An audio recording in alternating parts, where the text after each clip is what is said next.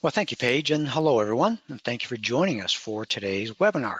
We're excited for this program as it's our opportunity to share the good news about our book launch. It's been a long-awaited project. Well, usually in our webinars, we spend time teaching, but today's webinar is different in that we're going to share with you how and why this book came into being and who it's designed to help. We thought a conversation with the authors would be a great way to introduce both of these ideas. And for those of you who've been to our prior webinars, it seems like about half of you, most of you might remember this story. This is the view outside my condo window where I was president of my association. And it was my struggles as president, searching for information and answers, trying to do the right thing, wanting to do the right thing, that was the pain that launched Association Reserves. And I figured if I had the need for that information, so did others. So whatever brought you to the community association industry, whether you purchased your community association home, then maybe you got on the board, or maybe you took a job with a management company or another company that serves the community association industry, the future's at stake here. How does the board or condo manager make decisions today that is going to lead to an improved future for the association? So what we're doing today makes a difference. It sets us up for success or not. Well, we see so many associations deteriorating, and we believe here at Association Reserves, education is in our DNA, that we want to help reverse that trend. We want to help you at your association. So whether your association is any of these types, we got high rises, small, tiny 2-unit associations, townhomes, resort associations, etc. Whatever brought you into the community association industry, it all boils down to, again, making those decisions. And how do I make the right ones? What's going to be the decision that plays well for the next 5 or 10 years? Well, it's that thinking that led us to creating this book, Understanding Reserves. It's a reference book. We hope it's valuable. We believe it's valuable, and it's based on over 30 years of all these lessons that we've learned that we now want to turn over and make available to you. So it's just another tool from Association Reserves. Obviously, we have webinars, we have our website with a bunch of resources, but the book is a new resource to help you. And as Kevin and I go through our material today, as we are in our chat, we may ask you for hands raised to get a little bit of feedback if what we're saying is resonating. And if we do so, the way to respond is to click your hands raised. It'll look like the icon that I'm pointing to that you see in the middle of your screen. So let's give that a try. Give me a hands raised if you're ready for us to jump in and get going on today's presentation. Hands raised, everyone. Very nice. Kevin, we got a sharp group with us today. Okay, they're all quick. All right, well, I'm going to click hands down and move forward. And let's start out with some fun. Let's start out by raffling off a free book. And I enjoy going to see a magician do their presentation, their show. And so I'm going to, like a magician fans a deck of cards out. Paige, why don't you give me the word stop when you think I should stop, and we'll just pick that person. Okay, go ahead and start scrolling and stop. Okay, we got Jeff Giltonboth. I've got Jeff at JAYBOCO@charter.net. So Jeff, shoot me an email, rnordland@reservesay.com. Send me your name and, well, I've got your name. Send me your address and we'll get a book shipped off to you right quick after this webinar today. So with that, let me get on with the conversation. I'm going to share my webcam and Kevin, join us. And let me start out with a question. Well, welcome, Kevin. Hey, Robert, good to see you. It's nice to, across the miles, be able to be right in your living room. Yeah. Tell me a little bit about the book. How did that come about, in your words? Yeah, so the book came about because year after year, we started getting the same exact questions about specific associations, reserve funds, and their reserve study. And year after year, honestly, I got a little tired of answering the same questions over and over again. So I decided to write a book about it. But when people ask me, what exactly do I do? I tell them, well, about 50% of the time I'm preparing reserve studies, and the other 50% of the time I'm explaining reserve studies and what they are and how to utilize them for your association. So clearly there's always been a need and a desire within our industry to better understand reserve funds and reserve studies. The only problem And those are just the people who have the courage to ask you. There's so many more people out there that have those same questions. They just don't know who to ask or haven't gotten up the courage to ask you. Yeah, absolutely. That's especially in states or jurisdictions where reserve studies are required. So often I hear that people are getting reserve studies and just checking off the statutory checklist and putting it in a desk drawer. And that's really, if you're going to pay to have a reserve study done, then you want to be able to utilize it and help association boards make wise financial decisions. Exactly. One of the issues for us, because we've known this has been a need in the industry for quite some time, is that we just really didn't have the time to put together this type of comprehensive reserve study guide for our clients.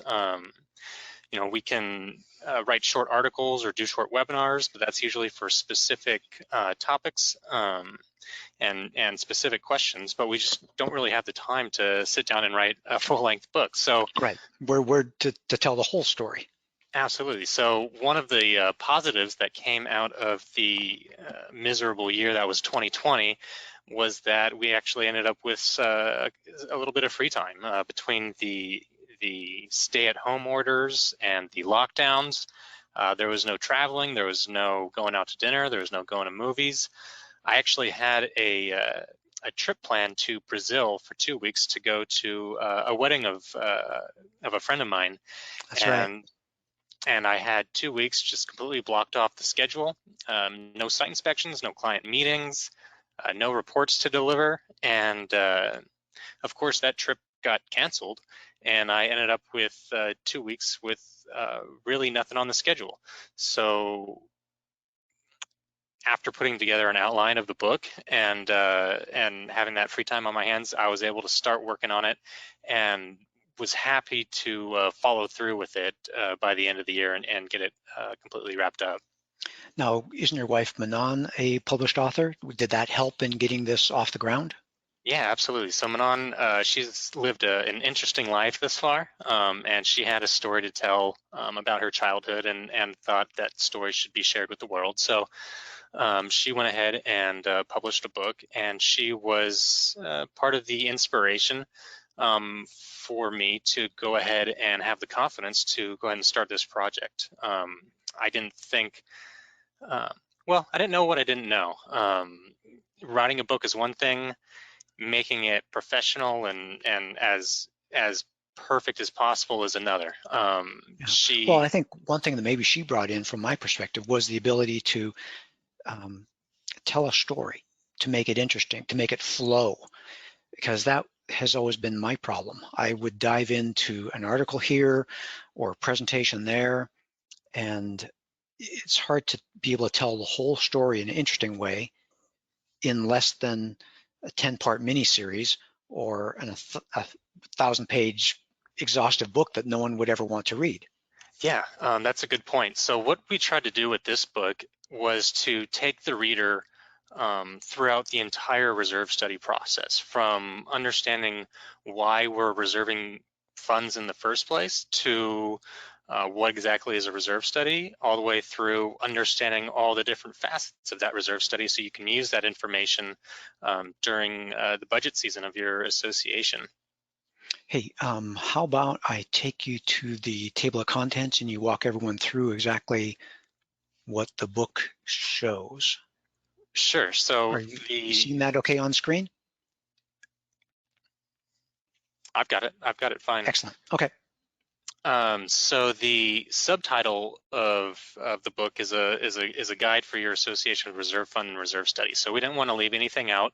We tried to be as comprehensive and thorough as possible.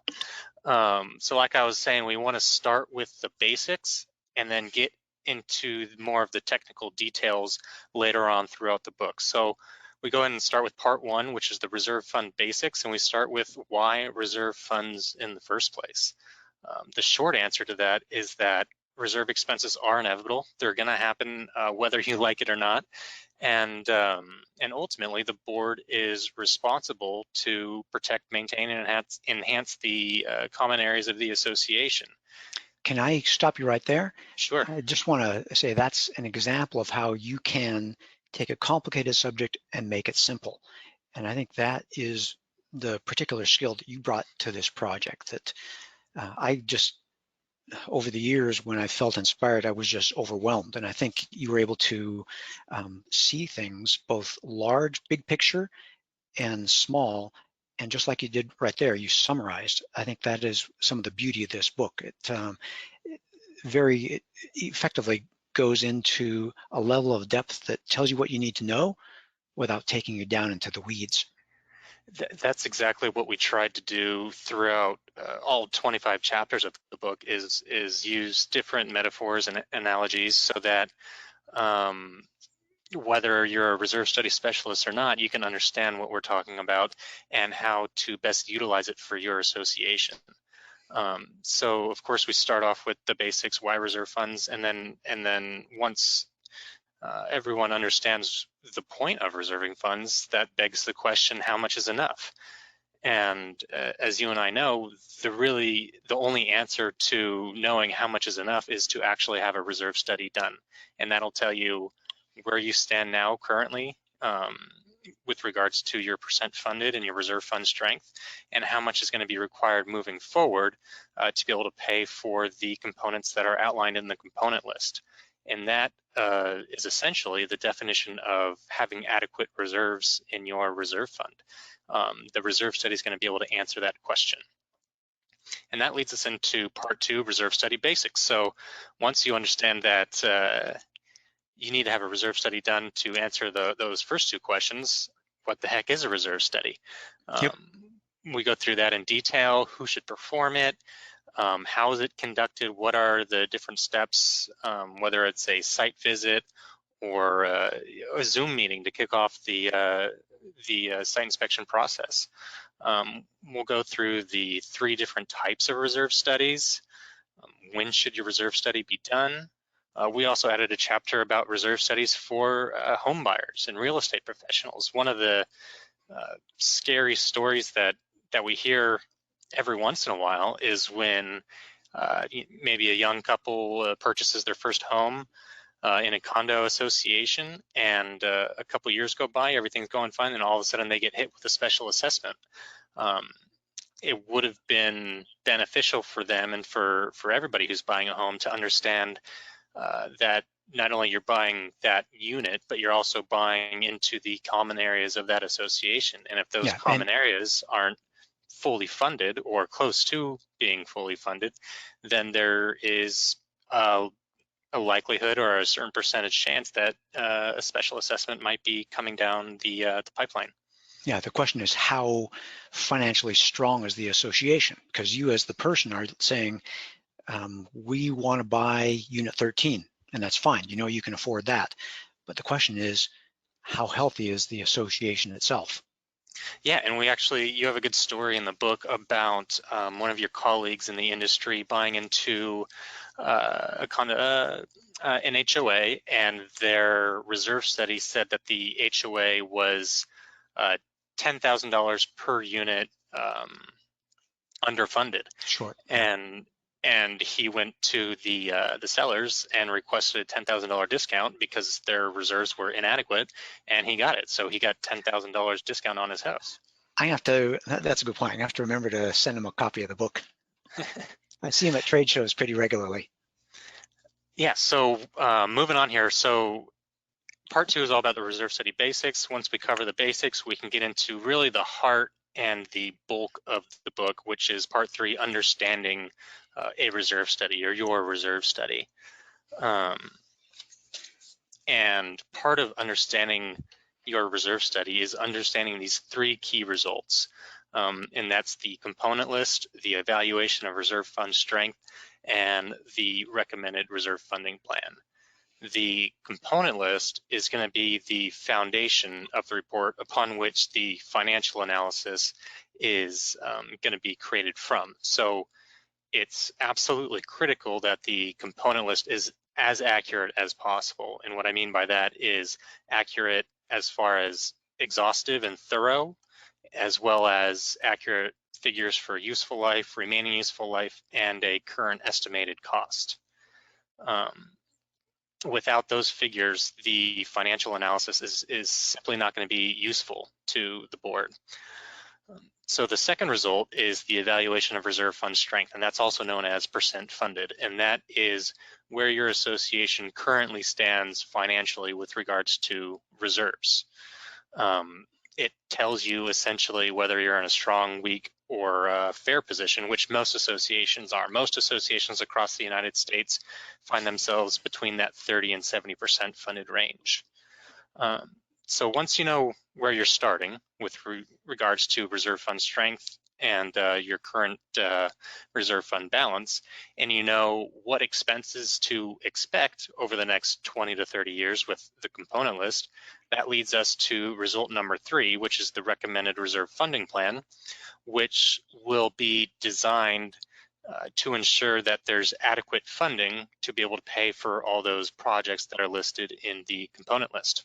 Right, which takes you back to reinforcing that concept that it's all about the component list. You got to get that right because you need to know what expenses you're going to be preparing to manage. Absolutely. So the component list is the foundation. The reserve fund strength is where you're starting. And once you know where you're starting and where you want to go, then we can design a funding plan around that. And like I said, that's the bulk of the content, and that's why there's quite a few chapters listed under that that key result number 3. Yeah, part 3.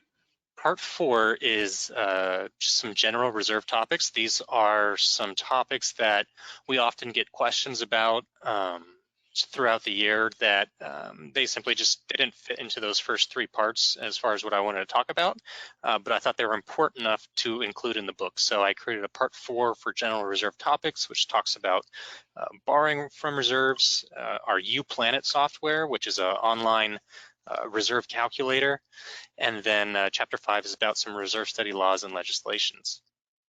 Yeah, I want to point out to everyone that laws and legislation is just 8 pages. It's an overview of basic duties of a board member, business judgment rule. I'm looking at topics here, generally accepted accounting principles. Basically, we don't try to make this book a legal guide for the 25 or so states across the country that have specific reserve legislation. For that, we're going to refer you to your local attorney, but we want you to understand the framework for compliance and how all these multiple factors kind of come together. Yeah, and this book was designed to be a reference guide for all community associations across the nation, not specifically for associations within states that have specific reserve study civil code and laws designed for them. So it's an overarching reference guide that can be applied to any association, that can be applied to your association, regardless of where it's located in the United States.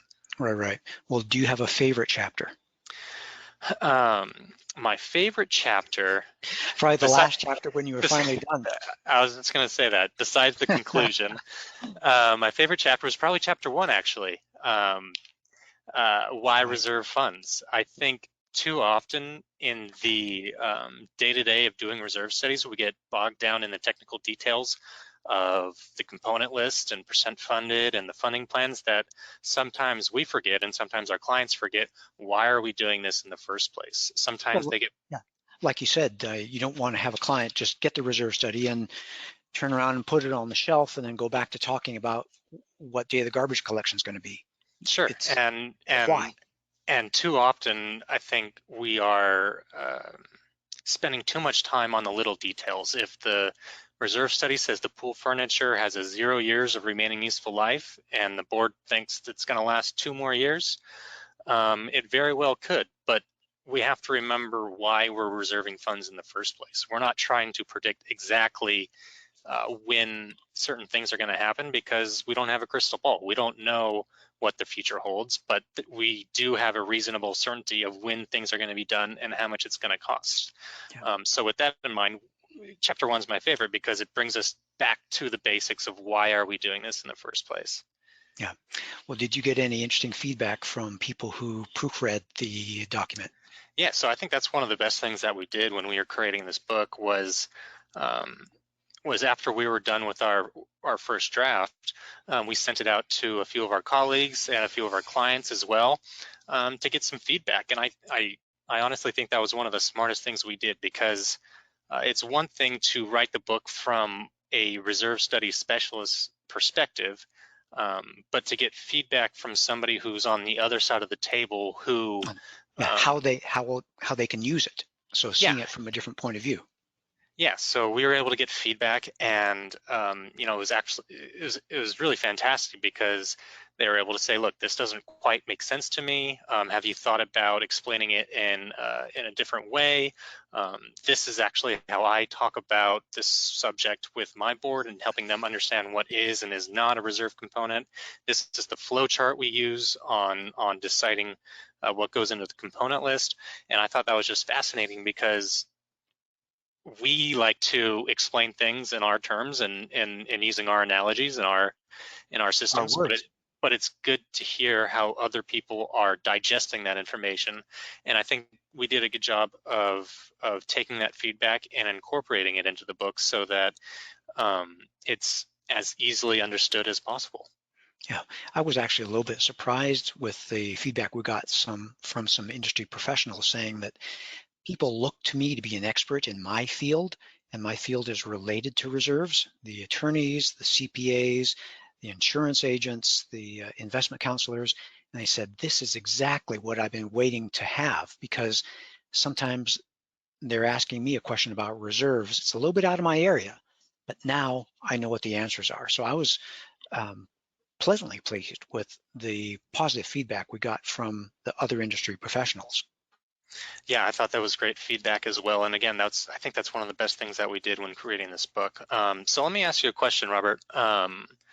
Going through the book, do you think there are any holes in it, anything that we could elaborate more on, or maybe an additional chapter that we may be able to add in the future? I am so glad that you did the lion's work of putting this together, because I feel at this point in time it's a very well-balanced book.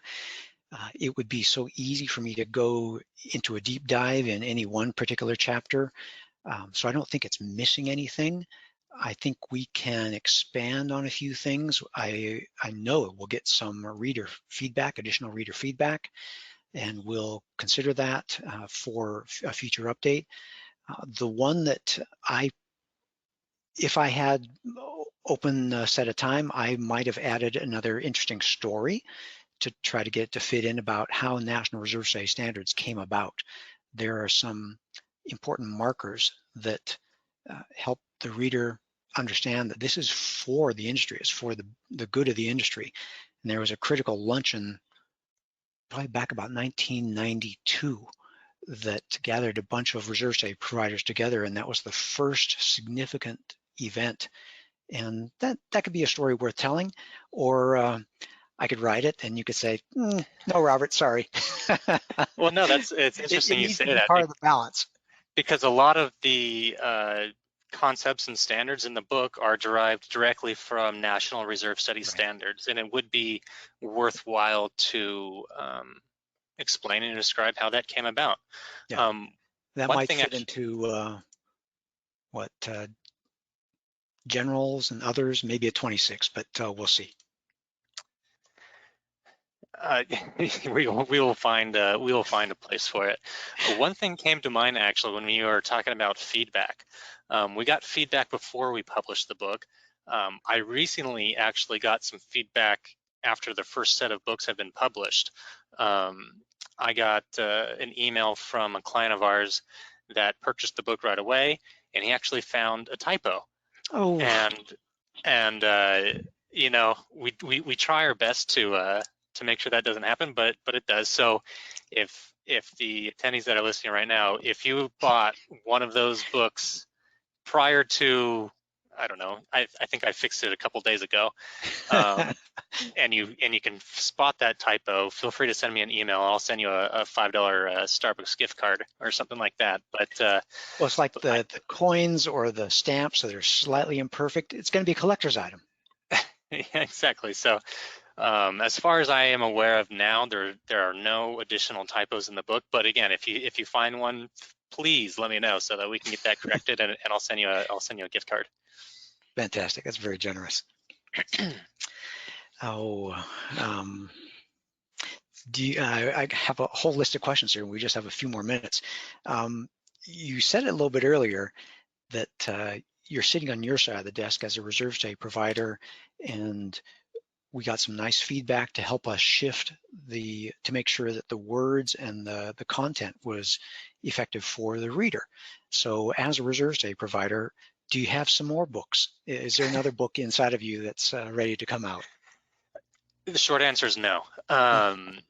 So I think this book satisfies the goal that I set out to accomplish, which was to condense our reserve study material into one comprehensive guide that we could share with clients. And I think that accomplishes that goal.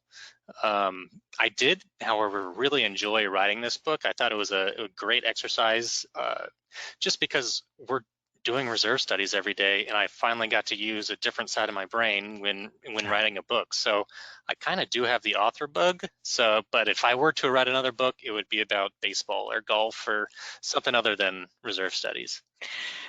Let's see, how could we weave it together? Murder at the community association at a budget meeting after the board was feeling so good about the good golf game in the summertime before it was in the playoffs.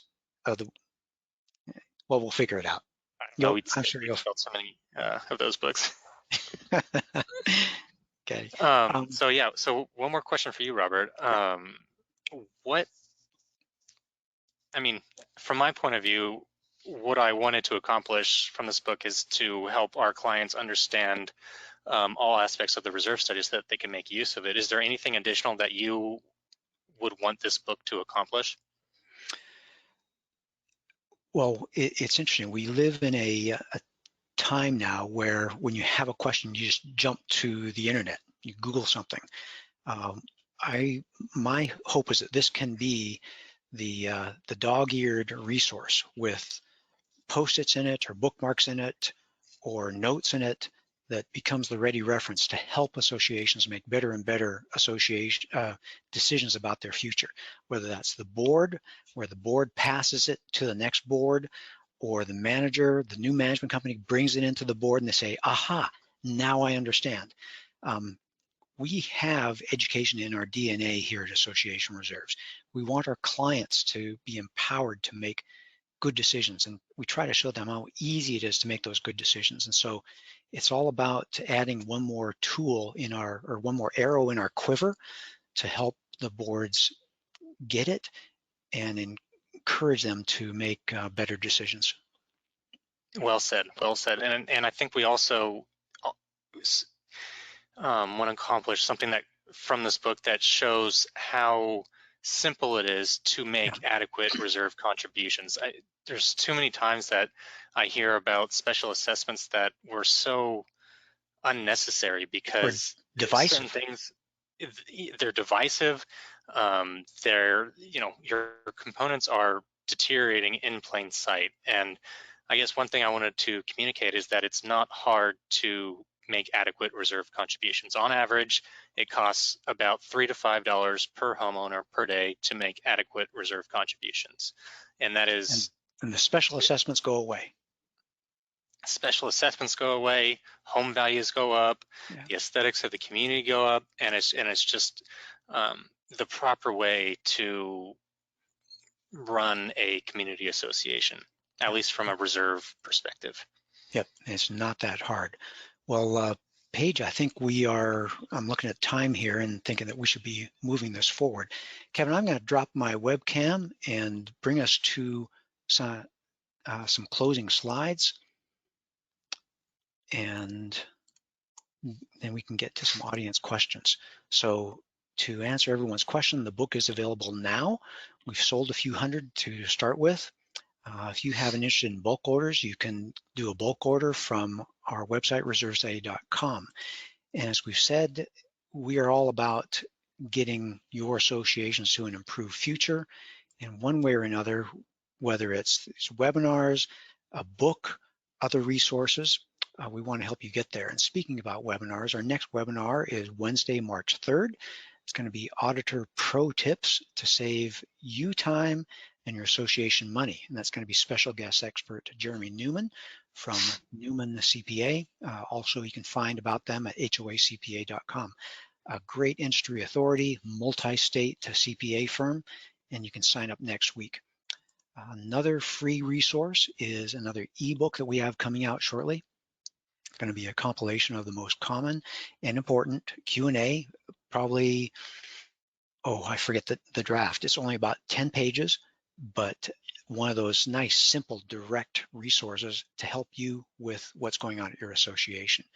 And of course, if you have a need for our professional services, you can go to reservesociety.com. Top right of that screen is where you can request an updated proposal, and then you can search our library there for additional resources, prior webinars, articles, blog posts. We even have a series of short videos.